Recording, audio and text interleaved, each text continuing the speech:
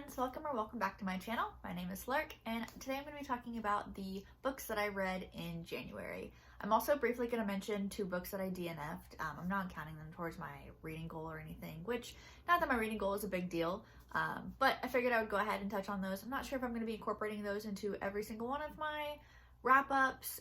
Hopefully I won't have a DNF every wrap-up, but for now I'm going to talk about them, and then at the end of the video I'm also just briefly going to be going over the books that hopefully I'll be reading this month in February. So the first book that I finished in January, I actually started at the end of 2020 but had to carry it over as I didn't finish it, and this is a good one. I read Kings of the Wild by Nicholas Eames. Ames? I'm gonna go with Eames. I don't know how to say it, if we're being honest. This book this is actually kind of why I adopted the name Lark for myself. One of the side characters, if you will, her name is Larkspur, and I had already been somewhat considering like changing my name a little bit. Nick is fine, but I just feel like it doesn't really encompass me as a person. And anyway, this book is about a band of mercenaries who is well past their prime, no longer a band, but one of them, Gabriel, he was kind of the leader of the gang, comes back and tries to convince our main character to help him find his daughter, who is kind of taken up the torch of mercenary of her own and is involved in this big battle that will most likely end in her death. So they kind of get the band back together, and it's just like a nice little like fun fantasy road trip-esque book, and it was very funny but still very heartwarming and heart-wrenching, and I knew that I was going to love this book when I picked it up, or even before I picked it up. I found out it existed, I heard some things about it, and I just like hyper-fixated on it until I got my hands on it, and even then I enjoyed my time reading it so much. It took me a while because I just didn't want it to end. I definitely highly recommend this book to fantasy lovers. It's wonderful. It's so wonderful, and I already want to reread it, but it's not in the cards for anytime soon. Obviously, I gave this 5 out of 5 stars. I've basically made this book my personality, so of course. After that, the next book I read was actually a reread for me, and I listened to the audiobook of it mostly. I did actually read along with it a little bit, but that is An Ember in the Ashes by Sabaa Tahir. I first read this about 2 years ago, and I just never got around to finishing the series, which the 4th book just came out recently. But I went ahead and reread this through audio and really enjoyed my time with it. I ended up giving it 4 out of 5 stars, but it follows Laia and Elias, and they are kind of in this Roman-inspired fantasy world, and Laia is part of this group of people called scholars. They're basically treated like nothing. They're usually slaves. They're kind of treated like trash. They are presumed to not know how to read or write or anything. They're usually a bit smarter than that. And the people in charge, if you will, are called marshals, and our other main character, Elias, is a marshal, and he's what they call a mask. He's training in this school, basically a military type school, to become an assassin, if you will. And their paths cross, there's resistance. It's really good. The thing that I enjoy most about this series is that Sabaa Tahir is very mean to her characters. I feel like a common theme, if you will, in YA is that the stakes are not usually very high at all. But Sabaa really kind of tortures her characters, which sounds weird, but it's kind of a breath of fresh air. I read this in the midst of when I was mostly reading YA fantasy, and it was just like, it was so different than anything else I was reading, and now that I've gravitated towards more adult fiction and adult fantasy mostly, this still really holds up in my opinion. I definitely recommend it. I did give it 4 out of 5 stars. It's just really enticing and will keep you on your toes. The third book that I read in January was A Touch of Darkness by Scarlett St. Clair. This book is a Hades and Persephone retelling, and I kind of like to describe it as Lore Olympus meets From Blood and Ash. It's not the best writing, I will admit. I ended up giving it a 3.5 out of 5 stars. Initially I gave it 4 stars just because it was so addicting, but the writing is not great, so I just could not justify giving it 4 stars, so I bumped it down a little bit. But it was very addicting, like I said, and follows our main character, Persephone, and she is basically in this kind of like modern day world. It's kind of based around Olympus, but it's almost like if Olympus was more of a city, just kind of like on Earth, and she is secretly a god. Nobody knows that she's a goddess. And her mother Demeter is kind of like keeping her mortal, or making her act mortal. It's kind of hard to describe, but basically she goes to this nightclub that Hades owns. She ends up meeting Hades. There's a connection. She ends up writing a report or an article about him because she has a job as a reporter. And it just kind of goes from there. Honestly, now, okay, don't get me wrong. I love smut, you know, like I'm not afraid to read that. However, I feel like once it got going, I feel like there was almost a little bit too much smut. I know, blasphemy, but I feel like it was kind of put in there instead of plot at some points. I don't know. The beginning was very, very good. This whole book I really enjoyed. I read it so quickly, and it was kind of that will they, won't they that kept me going. And I really don't have much to say about it other than that. It was fine. It was addicting. I was fully planning on continuing on with the series, but spoiler alert for later on in the video, I actually DNF'd the second book in the series because I just didn't care anymore. But the first one was still really good. Keep that in mind. I don't know if I would recommend it, but you know, I enjoyed it, so do with that what you will. Can I also just say real quick, and I did put this in my Goodreads review, which I can link down below for this book, but I'm really, really tired of Demeter being portrayed as like a bad person. Like, I love Demeter. I always say that, like, if I lived in the Percy Jackson universe, that I would be in Cabin 4, Demeter's Cavern. And I love her, and I always hate how she is portrayed, especially in stories centered around Persephone. That I don't know. I just love her, and I get sad when she's portrayed as, like, the evil mother. I don't know. I definitely feel like in this book specifically, she felt more of a caricature of, like, Mother Gothel from Tangled. Just kind of like keeping a hold on Persephone and threatening to trap her and all that stuff. It just, I don't know, I'm tired of it. On a better note, the last book that I read in January was A Torch Against the Night by Saba Tahir. This is the sequel to Ember and the Ashes, and I also listened to this mostly on audio. Again, I did read along a little bit with it, but just, I'm not going to say what this is about just because, like, obviously I'm not going to spoil the first one, but it continues the story, and we do get a third perspective in this book, so our cast is expanding, and, well, kind of. If you read it, you know what I mean. Like, it's somebody that we already knew, but they get a point of view. Anyway, this was really, really good. I also gave it 4 stars. This is, for me personally, not a 5-star series just because I'm not that invested in it like I am, but I'm not, it's hard to say. I'm not like, oh my god, I'm obsessed with this, like I'm gonna give it 5 stars, but like it's solid. This is a genuinely good series, and I absolutely recommend it to any fantasy lover, especially if you're into YA fantasy. Like, you need to pick up the series. It's so good. And with each installment, I am getting more and more invested, so I'm really, really excited to see how the story ends. I am currently reading the 3rd book right now, and I'm really, really enjoying my time with it, and I cannot wait to pick up the 4th one and see how everything ends up unfolding and coming to end. Those are unfortunately all the books that I read in January. It wasn't the best reading month for me. As far as quality, it was pretty good. You know, I had a 5-star, 2 4-stars, and a 3.5 star. However, I didn't read that many, so these are the 3 books that I ended up DNFing.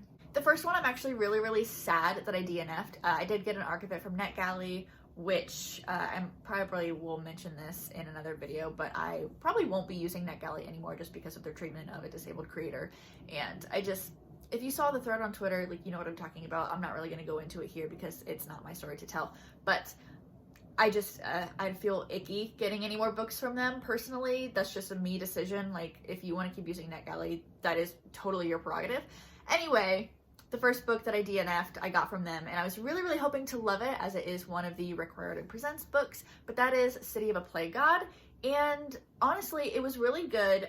The part that I read, I did enjoy it, and I could see it being enjoyed by many, many middle graders. My biggest concern with it was, personally, I felt like it was a little gross for me. Obviously, it does deal with a plague god, but there was just so many descriptions of, like, bugs, like, especially with, like, concerning the plague god, just bugs coming, like, out of his orifices and, like, swarming around him. And I think there was one part where it, like, described his face, like, decaying. Like, it was just, I don't know, it was kind of gross. I wasn't really into it. I don't really do gross things. I don't really like gore. I don't like anything medical. Like, I'm just not big on that. I don't like bugs at all.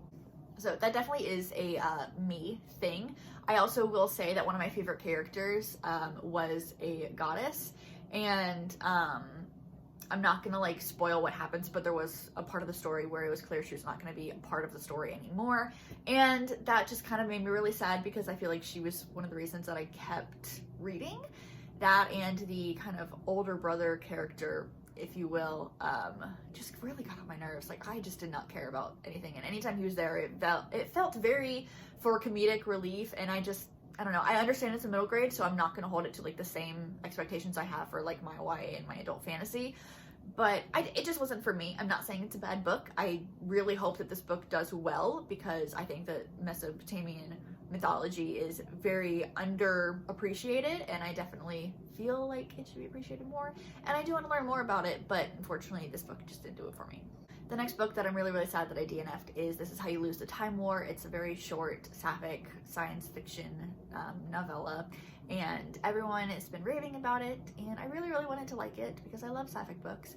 I'm not super big into sci-fi. I'm trying to dip my toes into the genre, or I want to, at least. I've only read maybe like 2 sci-fis ever, but honestly, I was so confused the entire time. I had absolutely no idea what was going on, and I understand that it's supposed to be really like metaphorical and flowery writing, but I was so confused. I had no clue what was going on, and I just felt like maybe I was too stupid for it. I don't know, but I just didn't care. I think I got about 30% into it, and I just didn't care, and I was too confused to want to continue, even though it's only, what, like 180 pages, or at least the ebook version is. I don't know the physical book, but I tried reading it physically on my phone, and then I tried listening to the audiobook, and I just couldn't do it. I'm sorry. I hate that I don't like it, but it wasn't it.